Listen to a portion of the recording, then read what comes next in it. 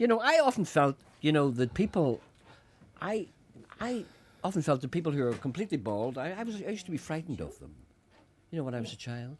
And I can take that back to, there was a Great Expectations. Pip.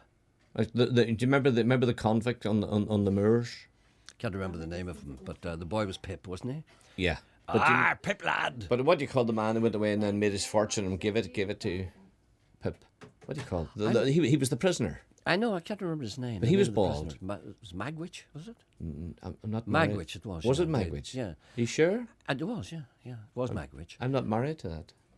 To Magwitch? Yeah, I'm not happy. Well, you wouldn't want him. I'm not happy. Well, remember he jumped out from behind the tombstone. And he was bald. He was very, and very that's bald. probably Indeed. what scared us. Well, you see, one of the things that is odd, and it's only people of our generation that would be very conscious of it, is that a man who's completely bald looks as if he's probably been guilty of some kind of crime. You see, because you always associate that because of Magwitch, because of old movies like that criminals and convicts were always bald. Not so much now, obviously. You don't associate baldness with convicts, but you would do that at that time. So whenever you see somebody completely bald, you imagine that they're somehow unsavoury or indeed criminal in some way or not to be trusted. And that's why all bouncers are baldy. Because you're afraid. Because you're afraid of the bouncers. Well done. Friend of the bouncers. There's a call for you on one. Indeed. Hello, good morning. Hello, Gerry. Oh, Geordie, how are you? You okay? I'm the best. Well, you have no trouble with that because you've always... No, I have a good old head of thoughts yet. Indeed, yes. I was It's talking... grey like, and my bird's grey like, but I still have it. Indeed, yes. And I go out in the morning when the rooster crow on, I have a big crockery tank, right? And it catches the rainwater. Yes. And I duck my head into it. Well, you see, this is what people say.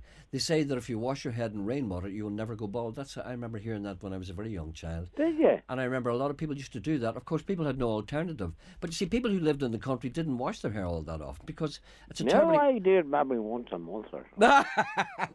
But it's a very uncomfortable thing to do because, And good news, Gerry, my magpie ducks is starting to lay.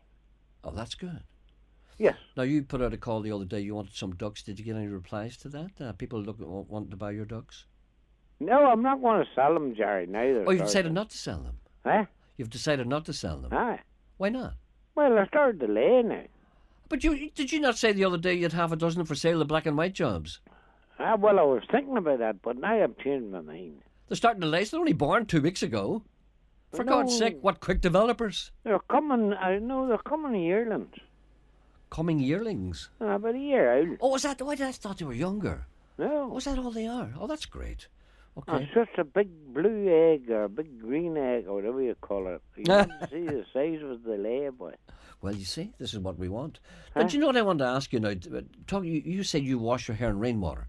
Now, the thing that people didn't really like to do in the country was get themselves kind of wet like that because they didn't have facilities and you'd always, you'd probably get the flu or something like that. I just go and stick my head on it. Do you? Don't use any kind of soap or anything like that? A big crockery tank and it catches the rainwater. All right, then. Okay. And you couldn't wish for anything better, Gerry. All right, then. Well, thank you for that information. And a bit of news for you, too. Yeah? I know you're starting to lose it a bit. Yes. Huh? Yeah, yes. What? Yes. Cow dung. Well, I heard that, but I wasn't entirely sure that would be... Well, I'll tell you, it'll work. Did you? How long has you seen a baldy cow? It's been some time, I have to say, since I saw a cow that was stricken with loss of hair. No, and rub it well into your scalp. Yes. Cow dung. Yes, I know. But you see, that would be kind of socially unacceptable in many ways. How would it be? Well, you wouldn't want to go out, would you, with a head full of cow shite? I mean, you don't want that, do you? I mean, people would... Couldn't you do it at, when you finish, or couldn't you do it at night? Before you go to bed? You could go to bed, yeah.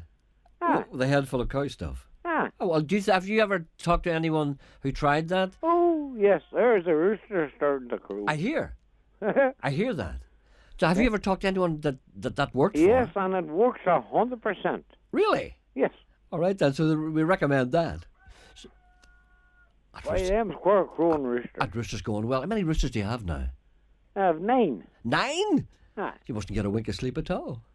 Well, they go to bed. And, why, he's in gore form now. Where? Hens beware. The hens are all running for the hills. And my goats are doing well. Whitey and Stanley. Whitey and Stanley. Look See, at that. they're all answering each other. They know it on the radio. All right, Geordie, thanks very much for the rooster chorus. Cock-a-doodle-dee. Indeed, thank you very much indeed. Right, Gerry, Bye. bye now. If I may quote Geordie, cock-a-doodle and indeed do.